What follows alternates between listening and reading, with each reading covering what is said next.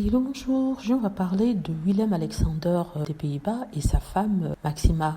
Le couple qui est en ce moment en visite en Afrique du Sud, comme vous le savez, il y a une grande communauté en Afrique du Sud et je crois que les Pays-Bas ont participé en quelque sorte avec l'Angleterre à la formation de l'histoire de l'Afrique du Sud, une histoire bien sanglante. Donc ceux-ci se sont rendus en visite dans le pays et un de leurs stops parmi tant d'autres était le musée de l'esclavage et ils s'y sont rendus pour visiter ça. Or, ce qu'ils ne s'attendaient pas, c'est d'avoir un groupe de personnes venues protester contre leur venue. Ils étaient entourés de monde qui criait « Respectez-nous, 371 années d'esclavage ».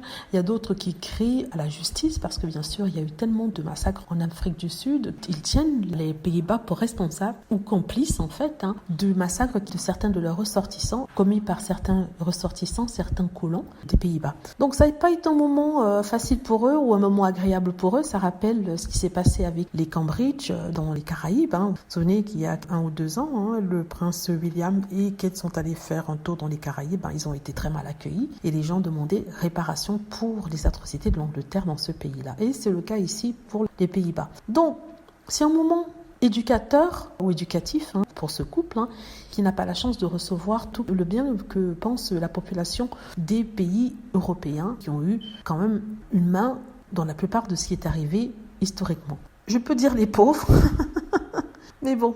Il faudrait juste changer la politique internationale des pays d'Europe envers l'Afrique, la façon de voir les Africains, la façon de les traiter. Donc je vais parler de ça aujourd'hui.